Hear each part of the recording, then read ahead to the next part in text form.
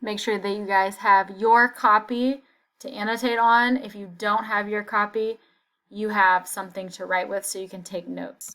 So remember, we're leaving off when they're walking to school, and a boy just came out of the forest path and is talking with TJ and Stacy. "Hey, Stacy," he said shyly. "Hey, Jeremy," Stacy said. There was an awkward silence. "Y'all just starting school today?" "Yeah," Stacy replied. "I wishin' ours was just startin'," sighed Jeremy. "Ours been going since the end of August." Jeremy's eyes were a whitewashed blue, and they seemed to weep when he spoke. "Yeah," said Stacy again. Okay, we have now learned that Jeremy is pale and that he has blue eyes. So we figured out that Jeremy is white. That's going to be important for the rest of our story if you want to pause and annotate it right here. Jeremy kicked the dust briskly and looked toward the north. He was a strange boy. Ever since I had begun school, he had walked with us as far as the crossroads in the morning and met us there in the afternoon. He was often ridiculed by other children at his school and had shown up more than once with wide red welts on his arms, which Lily and Jean, his older sister, had revealed with satisfaction were the result of his associating with us. Still, Jeremy continued to meet us. When we reached the crossroads, 3 more children, a girl of 12 or 13 and 2 boys, all looking very much like Jeremy, rushed past. The girl was Lily and Jean. "Jeremy, come on," she said, without a backward glance. And Jeremy, smiling sheepishly, waved a timid goodbye and slowly followed her. We stood in the crossing gazing after them. Jeremy looked back once, but then Lily and Jean yelled shrilly at him, and he did not look back again. They were headed for the Jefferson Davis County School, a long white wooden building looming in the distance. Behind the building was a wide sports field around which were scattered rows of tiered gray-looking benches. In front of it were 2 yellow buses, our own tormentor, and one that brought students from the other direction, and loitering students awaiting the knell of the morning bell. In the very center of the expansive front lawn, waving red, white, and blue with the emblem of the Confederacy emblazoned in its upper left-handed corner, was the Mississippi flag. Directly below it was the American flag. As Jeremy and his sister and brothers hurried toward those transposed flags, he turned eastward toward our own school. The Great Faith Elementary and Secondary School, one of the largest black schools in the county, was a dismal end to an hour's journey. Consisting of 4 weather-beaten wooden houses on stilts of bricks, 320 students, 7 teachers, a principal, a caretaker, and the caretaker's cow, which kept the wide crabgrass lawn sufficiently clipped in spring and summer. The school was located near 3 plantations, the largest and closest by far being the Granger plantation. Most of the students were from families that sharecropped on Granger land, and the other mainly from Montier and Harrison plantation families. Because the students were needed in the fields from early spring when the cotton was planted until almost after most of the cotton had been picked in the fall, the school adjusted its terms accordingly, beginning in October and dismissing in March. But even so, after today, a number of the older students would not be seen again for a month or 2, not until the last puff of cotton had been gleaned from the fields, and eventually most would drop out of school altogether. Because of this, the classes in the higher grades grew smaller with each passing year.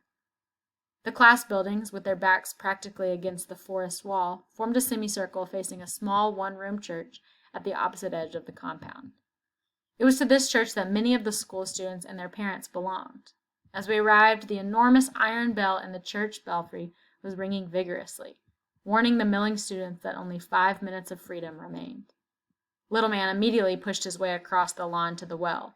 Stacy and TJ, ignoring the rest of us now that they were on the school grounds, wandered off to be with the other 7th grade boys, and Christopher, John, and Claude rushed to reunite with their classmates of last year. Left alone, I dragged slowly to the building that held the first 4 grades and sat on the bottom step. Plopping my pencils and notebook into the dirt, I propped my elbows on my knees and rested my chin in the palms of my hands. "Hey, Cassie," said Mary Lou Welliver, the principal's daughter, as she flounced by in a new yellow dress. "Hey yourself," I said, scowling so ferociously that she kept on walking. I stared after her a moment, noting that she would have on a new dress. Certainly no one else did. Patches on faded pants and dresses abounded on boys and girls, come so recently from the heat of the cotton fields. Girls stood awkwardly afraid to sit, and boys pulled restlessly at starched high-button collars. Those students fortunate enough to have shoes hopped from one pinched foot to the other. Tonight the Sunday clothes would be wrapped in newspaper and hung for Sunday, and the shoes would be packed away to be brought out again only when the weather turned so cold that bare feet could no longer traverse the frozen roads. But for today we all suffered. On the far side of the lawn I spied Mo Turner speeding toward the 7th grade class building and wondered at his energy. Mo was one of Stacy's friends. He lived on the Moniere plantation, a 3.5-hour walk from the school. Because of the distance, many children from the Moniere plantation did not come to Great Faith after they had finished the 4-year school near Smelling's Creek. But there were some boys and girls like Mo who made the trek daily, leaving their homes while the sky was black and not returning until all was blackness again.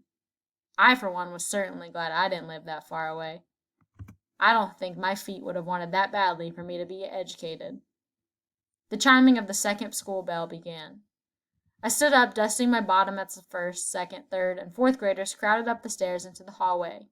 Little man flashed proudly past, his face and hands clean, and his black shoes shining again. I glanced down at my own shoes, powdered red, and, raising my right foot, rubbed it against the back of my left leg, then reversed the procedure. As the last gong of the bell reverberated across the compound, I swooped up my pencils and notebook and ran inside. A hallway extended from the front to the back door of the building. On either side of the hallway were 2 doorways, both leading into the same large room, which was divided into 2 classrooms by a heavy canvas curtain. The 2nd and 3rd graders were on the left, the 1st and 4th grades on the right. I hurried to the rear of the building, turned to the right, and slid into a 3rd-row bench occupied by Gracie Pearson and Alma Scott. "You can't sit here," objected Gracie. "I'm saving it for Mary Lou." I glanced back at Mary Lou Welliver, depositing her lunch pail on a shelf in the back of the room, and said, "Not any more, you ain't." Miss Daisy Crocker, yellow and buck-eyed, glared down at me from the middle of the room with a look that said, "So it's you, Cassie Logan." Then she pursed her lips and drew the curtain along the rusted iron rod and tucked it into a wide loop in the back wall. With the curtain drawn back, the 1st graders gazed quizzically at us. Little man sat by a window, his hands folded, patiently waiting for Miss Crocker to speak. Mary Lou nudged me. "That's my seat, Cassie Logan." "Mary Lou Welliver," Miss Crocker called primly. "Have a seat." "Yes, ma'am," said Mary Lou, eyeing me with a look of pure hate before turning away. Miss Crocker walked stiffly to her desk, which was set on a tiny platform and piled high with bulky objects covered by a tarpaulin. She rapped the desk with a ruler, although the room was perfectly still, and said, "Welcome, children, to Great Faith Elementary School." Turning slightly so that she stared squarely at the left side of the room, she continued, "To all of you 4th graders, it's good to have you in my class. I'll be expecting many good and wonderful things from you." Then, addressing the right side of the room, she said, "And to all our little 1st grade friends only starting on the road to knowledge and education, may your tiny feet find the pathways of learning steady and forever before you." Already bored, I stretched my right arm on the desk and rested my head in my upraised hand. Miss Crocker smiled mechanically, then rapped on her desk again. "Now, little ones," she said, still talking to the 1st grade, "your teacher, Miss Davis, has been held up in Jackson for a few days, so I'll have the pleasure of sprinkling your little minds with the first rays of knowledge." She beamed down upon them as if she was expecting to be applauded for this bit of news. Then, with a swoop of her large eyes to include the 4th graders, she went on, "Now, since there's only one of me, we shall have to sacrifice for the next few days. We shall work, work, work, but we shall have to work like little Christian boys and girls and share, share, share. Now, are we willing to do that?" "Yes'm, Miss Crocker," the children chorused. But I remained silent. I never did approve of group responses. Adjusting my head in my hand, I sighed heavily, my mind on the burning of the berries. "Cassie Logan." I looked up, startled. "Cassie Logan." "Yes, ma'am?" I jumped up quickly to face Miss Crocker. "Aren't you willing to work and share?" "Yes'm." "Then say so." "Yes'm," I murmured, sliding back into my seat as Mary Lou, Gracie, and Alma giggled. Here, it was only 5 minutes into the new school year, and already I was in trouble. By 10 o'clock, Miss Crocker had rearranged our seating and written our names on her seating chart. I was still sitting beside Gracie and Alma, but we had moved from the third to the first row, in front of a small pot-bellied stove. Although being eyeball to eyeball with Miss Crocker was nothing to look forward to, the prospect of being warm once the cold weather set in was nothing to be sneezed at either. So I resolved to make the best of my rather dubious position. Now Miss Crocker made a startling announcement. This year, we would all have books. Everyone gasped, for most of the students had never handled a book at all besides the family Bible. I admit that even I was somewhat excited. Although Mama had several books, I had never had one of my very own. Now, we're very fortunate to get these readers, Miss Crocker explained while we eagerly awaited the unveiling. The county superintendent of schools himself brought these books down here for our use, and we must take extra good care of them. She moved toward her desk. So let's all promise that we'll take the best care possible of these new books. She stared down, expecting our response. All right, all together, let's repeat. We promise to take good care of our new books. She looked sharply at me as she spoke. We promise to take good care of our new books. Fine, Miss Crocker beamed, then proudly threw back the tarpaulin. Sitting so close to the desk, I could see that the covers of the books, a motley red, were badly worn, and that the gray edges of the pages had been marred by pencils, crayons, and ink. My anticipation at having my own book ebbed to a sinking disappointment. But Miss Crocker continued to beam as she called each fourth grader to her desk, and recording a number in her roll book, handed him or her a book. Pause right here. There's going to be a second video that has the rest of the reading, so make sure you have your annotations before you watch that one.